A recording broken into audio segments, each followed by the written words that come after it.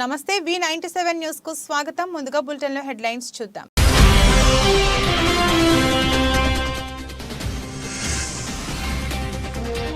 మొన్న భీమిలిలో జరిగిన ప్రజా సంకల్ప యాత్ర విజయవంతమైన నుంచి ప్రత్యర్థుల గుండెల్లో రైళ్లు పరిగెడుతున్నాయి.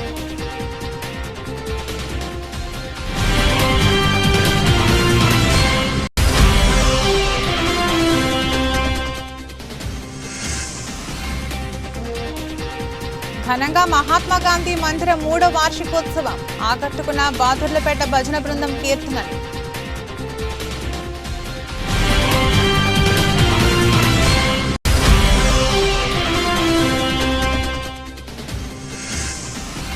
ప్రత్యేక హోదా విభజన హామీలు ముగిసిన అధ్యాయాలు కావు, స్వార్థం కోసం ముగింపబడిన అధ్యాయాలు.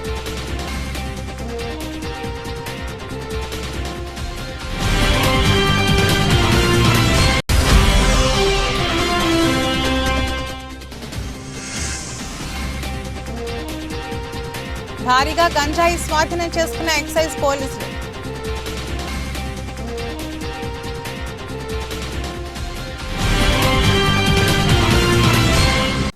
మొన్న భీమిలిలో జరిగిన ప్రజా సంకల్ప యాత్ర విజయవంతమైన నుంచి ప్రత్యర్థుల గుండెల్లో రైళ్లు పరిగెడుతున్నాయి. మరలా జగన్మోహన్ రెడ్డి గారు ప్రభుత్వం వస్తుందని గ్రహించిన ప్రతిపక్షాలు మన పార్టీ కేడర్ను ఏదో విధంగా రెచ్చగొట్టడం, మన బ్యానర్లను చించివేయడం వంటి పనులలో చేసే ధోరణిలో వాళ్ళు ఉన్నారు. కావున మన రాజాం నియోజకవర్గంలో ఉన్న మన వైఎస్ఆర్ పార్టీ నాయకులు, కార్యకర్తలు అందరూ కూడా సమన్వయం పాటించి 2024లో మరలా జగన్మోహన్ రెడ్డి గారు ముఖ్యమంత్రి చేసి రాజాం నియోజకవర్గంలో మనం భారీ మెజార్టీతో గెలిచి జగన్ అన్నకి గిఫ్ట్ గా ఇవ్వాలి అని కోరుకుంటున్నారన్నారు. అందరికీ నమస్కారం.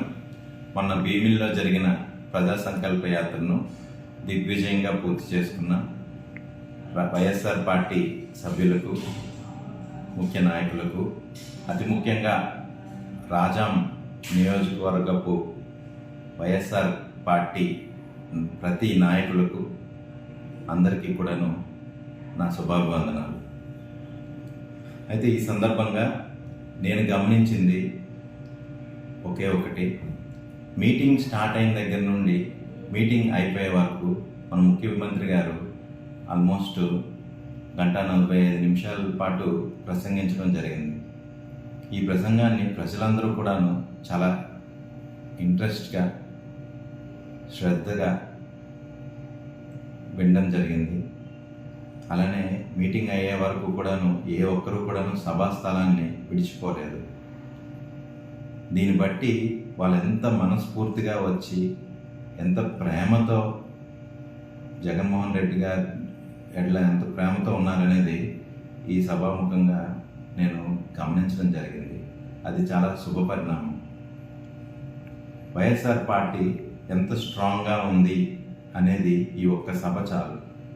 ప్రత్యర్థుల గుండెల్లో ఇప్పటికే రైళ్లు పరిగెడుతున్నాయి. దానికి నిదర్శనం మన రాజాం నియోజకవర్గం పరిసర ప్రాంతాల్లో మన పార్టీ ఫ్లెక్సీలు చింపేయడం, లేకపోతే తెలుగుదేశం పార్టీ వాళ్ళు వాళ్ళ పార్టీ నాయకులకు వాళ్ళే కండువాలు వేసుకొని వైఎస్ఆర్ పార్టీ నుండి చాలా చేరికలు జరిగిపోతున్నాయి. చాలా మంది నాయకులు వచ్చేస్తున్నారు, ప్రజలు వచ్చేస్తున్నారు. యువత మహాత్మా గాంధీ ఆశయ సాధనకు ఆలోచనలకు అనుగుణంగా యువత ముందుకు సాగాలని ఏఎస్పీటీపీ విఠలేశ్వరరావు పిలుపునిచ్చారు. నగరంలోని శాంతినగర్ కాలనీలోని గాంధీ మందిరం 3వ వార్షికోత్సవ కార్యక్రమంలో మంగళవారం పాల్గొన్నారు. గాంధీ విగ్రహానికి పూలమాల వేసి నివాళులర్పించారు. ఈ సందర్భంగా విఠలేశ్వర్ మాట్లాడుతూ జాతిపిత మహాత్మా గాంధీ అహింస, సత్యాగ్రహాలే ఆయుధాలుగా స్వేచ్ఛ, స్వాతంత్ర్యాలు అందించిన మహనీయుడు గాంధీజీ అని కొనియాడారు. గాంధీజీ అడుగుజాడల్లో నడవడమే ఆయనకు మనమిచ్చే ఘనమైన నివాళి అన్నారు. ఇప్పుడున్న వారితో పాటు రాబోయే తరాల వారు కూడా గాంధీ తత్వాన్ని అర్థం చేసుకుని గాంధీ మార్గాన్ని ఆచరిస్తే ప్రపంచంలో శాంతి పరిఢవిల్లుతుందని చెప్పారు. అందరికీ శుభోదయం. ఈరోజు చాలా విశేషమైన దినంగా నేను భావిస్తున్నాను. ఎంతో మంది స్వాతంత్ర యోధుల్ని మనం అయితే కళ్ళతో చూడలేదు, కానీ అటువంటి యోధులందరినీ కూడా ఈరోజు ఇక్కడ మీరందరూ ప్రతి ఒక్కరు ఒక యోధుడిగా తయారయ్యి ఒక చక్కటి ఆశ్రమాన్ని, ఇక్కడ గాంధీ ఆశ్రమాన్ని నిర్మించడం అనేది చాలా ఆనందదాయకం, చాలా సంతోషము. మరి నేను 3 సంవత్సరాలు 3 నెలలు ఈ జిల్లాలో పనిచేసినా కానీ నాకు ఎప్పుడు ఆహ్వానం రాలేదు. మరి గాంధీ మహాత్ముడు ఈరోజు వాళ్ళు నన్ను చూడాలనుకున్నారేమో. మీ అందరి ద్వారా నన్ను ఈరోజు ఇక్కడ పిలిపించిన దానికి మనం ఏ విధంగా పుట్టచ్చు, ఏ విధంగా పెరగచ్చు, కానీ భగవంతుడిచ్చిన రీతిని ప్రతి ఒక్క మానవుడు తన మానవ జన్మ తెలుసుకుని మహాత్ములు నడిచిన బాటలో మనం అందరం నడిచి మనం కూడా ప్రతి ఒక్కళ్ళు కూడా గాంధీవాదులుగా తయారయ్యింది. నాకు చిన్నప్పటి నుంచి తెలుసో తెలియకో గాంధీ మహాత్ముడు అంటే చాలా ఇష్టం, చాలా ఇష్టం. అది ఎందుకో తెలియదు. మరి నేను ఆయన సమకాలికులకు పుట్టలేదు, ఆయనతో తిరగలేదు, కానీ తెలియదు. కానీ ఆయన అంటే ఒక విపరీతమైన ప్రేమ. అది ఎంత ప్రేమ అంటే ఇంకా చెప్పలేదు నేను. మరి నా ప్రొఫెషన్లో మీకు అందరికీ తెలిసిందే, పోలీసు వృత్తి అంటే చాలా టఫ్ ఉద్యోగం ఉంటుంది. తిట్టాలా, కొట్టాలా, మేము తన్నులు తినాలా, బాధలు పడాలా, అన్నీ ఉంటాయి. ఆ సమయంలో నాకు బాధ బాగా కలిగినప్పుడు ప్రశాంతంగా కూర్చుని ఒక చోట నా ఇంట్లోనే రఘుపతి రాఘవ రాజారాం పతిత పావన. నగరపాలక సంస్థలో గల రాజీవ్ గృహ కల్పలో 20 లక్షల రూపాయల వ్యయంతో నిర్మించిన సీసీ రోడ్డు డ్రైన్లను ప్రారంభించిన రెవెన్యూ శాఖ మంత్రివర్యులు శ్రీ ధర్మాన ప్రసాదరావు.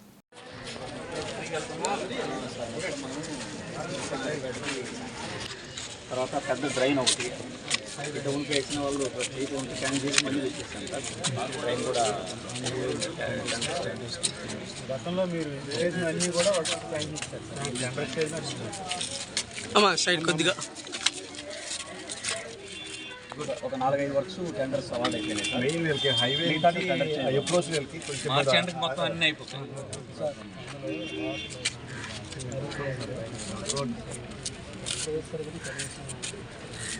నేను ఒకసారి పరీక్ష చేస్తాను. ప్రత్యేక హోదా విభజన హామీలు ముగిసిన అధ్యాయాలు కావని, స్వార్థం కోసం ముగింపబడిన అధ్యాయాలు మాత్రమేనని, ప్రజా ఉద్యమాల ద్వారా అందరం కలిసి సాధించుకునేందుకు సరైన సమయం వచ్చిందని జై భారత్ జాతీయ పార్టీ వ్యవస్థాపక అధ్యక్షులు వివి లక్ష్మీనారాయణ స్పష్టం చేశారు.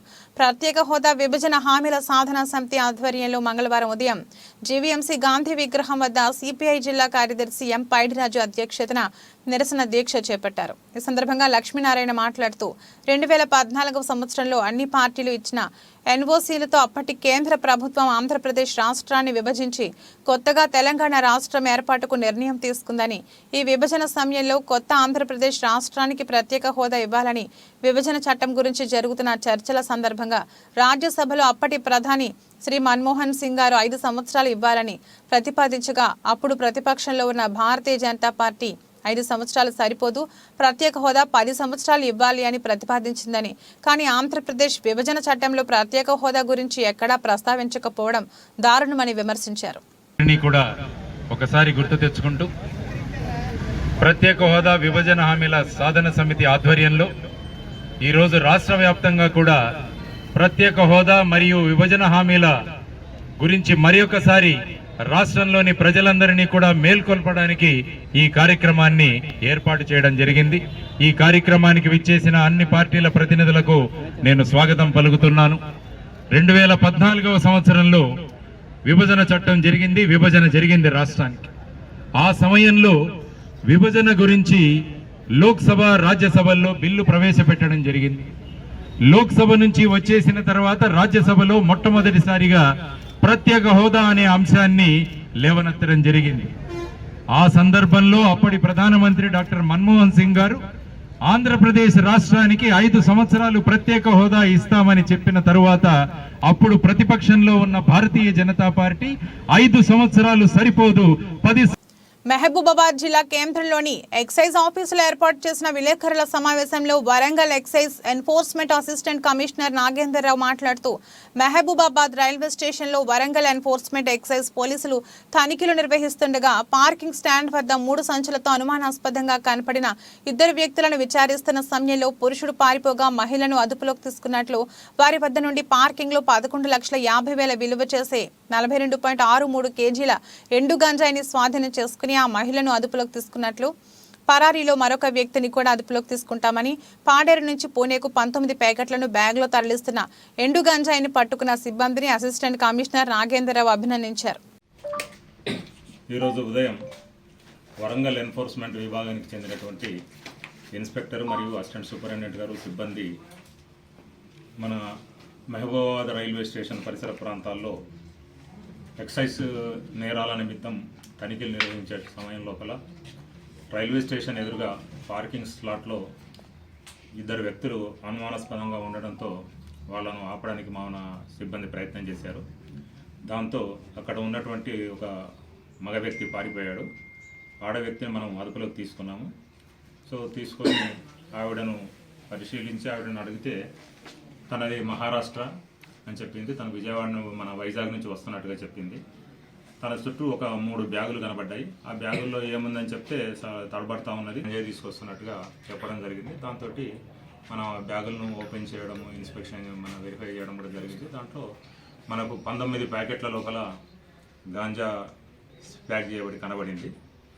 సో తర్వాత ఆ వ్యక్తి పేరు వివరాలు అడిగితే తన పేరు మేఘా రాజేంద్ర రోకడే, పూనాలో నివాసం ఉంటున్నట్టుగా చెప్పింది. ప్లస్ పారిపోయినటువంటి వ్యక్తి గురించి అడిగితే మనకు అతని పేరు విజయ్ భరత్ సదావర్తిగా చెప్పిందనమాట. వీళ్ళిద్దరు కూడా వైజాగ్ జిల్లా లోపల పాడేరు గ్రామం లోపల గాంజాయి తీసుకొని పూనాకు తీసుకొని వెళ్తూ ఉన్నారు. ఆ వెళ్ళే క్రమం లోపల మనకు ఈ మహబూబాద్ దగ్గర ట్రైన్ మార్చడం కానీ లేకుంటే ఒక ప్రయాణ ఫర్దర్గా ఇంకా విచారిస్తే తన మీద ఆల్రెడీ ఇంతకుముందు విశాఖపట్నంలో 200 కిలోల గాంజాయితో అక్కడ కేసు పట్టుకున్నట్టుగా, తను 3 నెలలు అక్కడ జైలు జీవితం గడిపినట్టుగా కూడా చెప్పింది. ఇంకా ఈమె భర్త మీద కూడా పాతగా గాంజా కేసు ఉన్నట్టుగా ఆవిడ యొక్క విచారణలో మనకు తెలియజేయడం జరిగింది. ఈ మొత్తం ప్యాకెట్లలో మనం ఓపెన్ చేస్తే దాంట్లో మన 42.63 కిలోల గాంజాయి ఉంది. దీని యొక్క మార్కెట్ వాల్యూ సుమారుగా 8,50,000గా ఉంటుంది. సో పారిపోయిన వ్యక్తి గురించి డీటెయిల్స్ అన్ని తీసుకోవడం జరిగింది. ఫర్దర్ ఇన్వెస్టిగేషన్ తీసుకొని అతన్ని కూడా అరెస్ట్ చేయడానికి మా సిబ్బంది ప్రయత్నాలు చేస్తూ ఉన్నారు. మా డైరెక్టర్ శ్రీ కమల్ హాసన్ రెడ్డి గారు ఈ జనవరి 21 నుంచి మన 31 వరకు 21 నుంచి 31 వరకు ఒక స్పెషల్ డ్రైవ్, అంటే మాదక ద్రవ్యాల మీదనే ఒక ప్రత్యేకమైనటువంటి చర్య తీసుకోవడానికి ఉద్దేశించినటువంటి రేడ్స్ నిర్వహిస్తున్నాము. రాష్ట్ర వ్యాప్తంగా జరుగుతూ ఉంది ఇది. అందులో భాగంగానే ఈరోజు మనం మహబూబాబాద్ రైల్వే స్టేషన్ సమీపంలో మనం ఈ తనిఖీలు నిర్వహించడం జరిగింది. ఆ తనిఖీలో మనం ఈ గాంజా కేసు పట్టుకున్నాం. కోసం ఉంటారు మీరు ఒకసారి పోతే మన ప్రాపర్టీ పెట్టేసి ఒక ఫోటో. పేదలకు సంక్షేమ పాలన అందించడమే సీఎం జగన్ విజన్. కౌరవ సైన్యాన్ని చేయించేందుకు సీఎం జగన్ సిద్ధంగా ఉన్నారు. చంద్రబాబుకి ఉంది విజన్ కాదు, ఆయన ఒళ్లంతా విషమే. మేం సిద్ధమంటుంటే చంద్రబాబు, పవన్ కళ్యాణ్ కూడా సంసిద్ధమనడం హాస్యాస్పదంగా ఉంది. ఎక్కడి నుంచి పోటీ చేస్తారో కూడా తెలియదు. వాళ్ళు సిద్ధమే అంటుంటే నవ్వొస్తుంది. పవన్ కళ్యాణ్ సిద్ధం అంటున్నారు. దేనికి సిద్ధం? చంద్రబాబు పల్లకి మోసేందుకు సిద్ధమా? చంద్రబాబు విసిరే ముష్టి కోసం సిద్ధమా? ఓడిపోయి పారిపోయేందుకు సిద్ధమా? 2024 ఎన్నికల తర్వాత పారిపోయేందుకు చంద్రబాబు, లోకేష్, పవన్ వారి మద్దతుదారులు సిద్ధం. అంబటి రాంబాబు అన్నారు. ఇవాళ జగన్మోహన్ రెడ్డి గారు భీమిల్లో బహిరంగ సభ పెట్టారు. సిద్ధం అని పెట్టారు. మేము ఎన్నికలకు సిద్ధం, సర్వం సిద్ధం చేసుకున్నాం. మా 175 మంది అభ్యర్థులు సిద్ధం, 25 మంది పార్లమెంటు సభ్యులు సిద్ధం. మేము సిద్ధంగా ఉన్నాము. ప్రజలకు మేలు చేశాము. రాబోయే ఎన్నికలకు అడుగులు వేస్తున్నాము. మేము సిద్ధంగా ఉన్నాము అని చెబుతుంటే చంద్రబాబు నాయుడు గారు అంటున్నాడు సిద్ధం అని. చంద్రబాబు నాయుడు గారే కాదు, ఆయన ఎవరు, పవన్ కళ్యాణ్ గారు, ఆయన కూడా సిద్ధం అంటున్నాడు. దేనికయ్యా సిద్ధం? మీరు నాకు అర్థం కాలేదు. మీ ఇద్దరు కలిసి కూర్చుని మాట్లాడుకుని సీట్లే అనౌన్స్ చేయలేనటువంటి దౌర్భాగ్యమైన పరిస్థితిలో ఉన్నారో, డ్రామా ఆడుతున్నారో తెలియదు మీకు. పవన్ కళ్యాణ్ గారు ఎక్కడ నిలబడతాడో తెలియదు, అనౌన్స్ చేయరు. చంద్రబాబు నాయుడు గారు 1 నిలబడతాడో 2 నిలబడతాడో తెలియదు. వీళ్ళు సిద్ధం అంట. దేనికయ్యా మీరు సిద్ధం? ఒకదానికి మాత్రం మీరందరూ సిద్ధం. ఎన్నికలు అయిపోయిన తర్వాత తట్ట బొట్ట సర్దుకొని హైదరాబాదు నివాసానికి చేరడానికి అందరూ సిద్ధంగా ఉన్నారు. చంద్రబాబు నాయుడు గారు, పవన్ కళ్యాణ్ గారు, లోకేష్ గారు సిద్ధంగా ఉన్నారు మూటా ముళ్ళ సర్దుకొని. ఎందుకంటే ఇల్లు కూడా లేనటువంటి రాజకీయవేత్తలు మీరు ఆంధ్రప్రదేశ్లో కాబట్టి లారీకి సరుకెత్తుకొని సర్దుకోవడానికి సిద్ధంగా ఉన్నటువంటి ముఖాలు మీవి అని ఈ సందర్భంగా నేను స్పష్టంగా చెప్పదలుచుకున్నాను. యాదగిరిగుట్ట అగ్నిమాపక శాఖలో ఫైర్మెన్ కానిస్టేబుల్ గా పోలీస్ శాఖలో ఉత్తమ సేవలు అందించి అంకిత భావంతో విధి నిర్వహణలో ప్రత్యేక పాత్ర పోషించినందుకు యాదాద్రి గౌరవ కలెక్టర్ గారి చేతుల మీదుగా 2024 జనవరి 26వ తేదీ 75వ గణతంత్ర దినోత్సవ సందర్భంగా ఉత్తమ ప్రశంసా పత్రం అందుకున్న లవణం నరేందర్ గారికి రామన్నపేట పట్టణ కాంగ్రెస్ పార్టీ ఆధ్వర్యంలో ఘనంగా సన్మానించడం జరిగింది. ఈ కార్యక్రమంలో రామన్నపేట పట్టణ కాంగ్రెస్ అధ్యక్షులు ఎండి జమీరుద్దీన్, కాంగ్రెస్ నాయకులు జల్లా వెంకటేష్, కోట సుధాకర్, గోదాసు శ్రీను, కొమ్ము శేఖర్, నోముల ప్రవీణ్, పల్లపు రవి, మహేశ్వర్ అశోక్, గంగపురం శంకర్, మోటే క్రాంతి, లవణం సాయి, బర్ల స్వామి, మొహమ్మద్ సలీం తదితరులు పాల్గొన్నారు.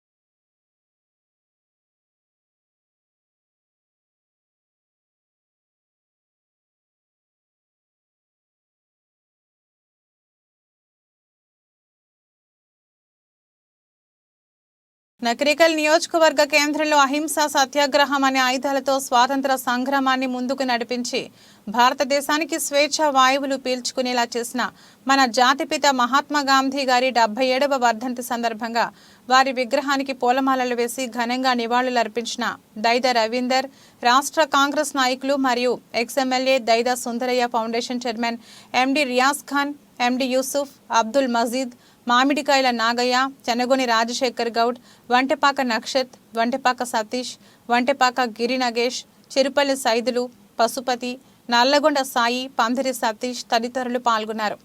జాతిపిత మహాత్మా గాంధీ గారి 77వ వర్ధంతి సందర్భంగా వారికి ఘన నివాళులు అర్పిస్తూ ఈ దేశ స్వతంత్ర సంగ్రామంలో వారు చూపినటువంటి పోరాట స్ఫూర్తి,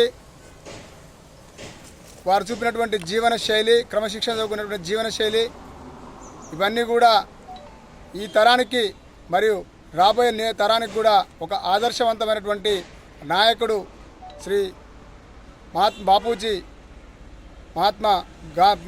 గాంధీ గారు. మరి మహాత్మా గాంధీ గారు స్వాతంత్ర సంగ్రామంలో వారు చూపినటువంటి మార్గం.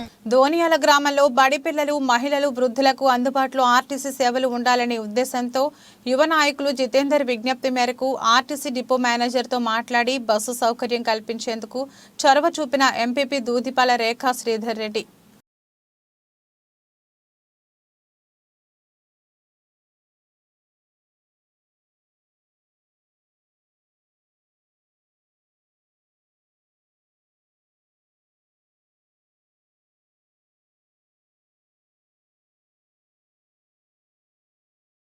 దేవరకొండ పట్టణంలో జరిగిన విలేకరుల సమావేశంలో మాజీ ఎమ్మెల్యే, జిల్లా పార్టీ అధ్యక్షుడు రామావత్ రవీంద్ర కుమార్ నాయక్ మాట్లాడుతూ రుణమాఫీ అడిగితే ఓపికతో సమాధానం చెప్పాల్సిన ప్రభుత్వం సహనం కోల్పోయి మాట్లాడటం సరికాదన్నారు. కారు గ్యారంటీలను వెంటనే అమలు చేయాలని డిమాండ్ చేశారు. ఎన్నికల ముందు 400 పైన అమలు కాని హామీలను ఇచ్చిన ప్రభుత్వం హామీ చేయలేకపోతుందన్నారు.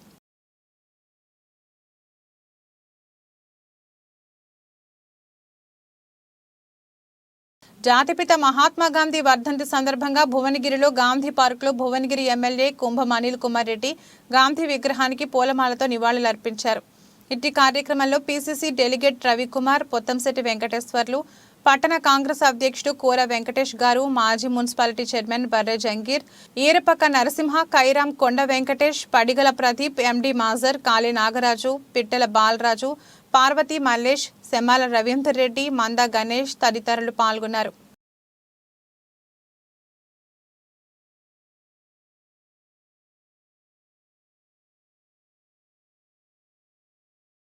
బులెటిన్ ముగించే ముందు హెడ్లైన్స్ మరొకసారి.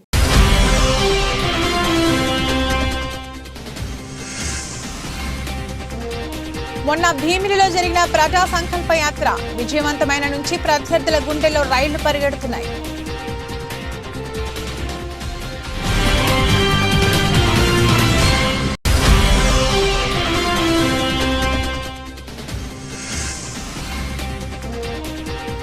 ఘనంగా మహాత్మా గాంధీ మందిరం 3వ వార్షికోత్సవం ఆకట్టుకున్న బాదుర్లపేట భజన బృందం కీర్తనలు.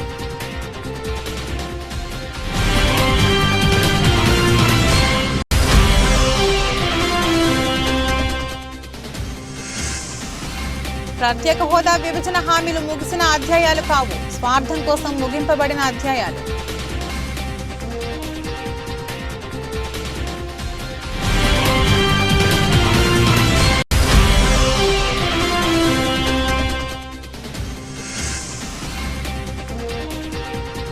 భారీగా గంజాయి స్వాధీనం చేసుకున్న ఎక్సైజ్ పోలీసులు.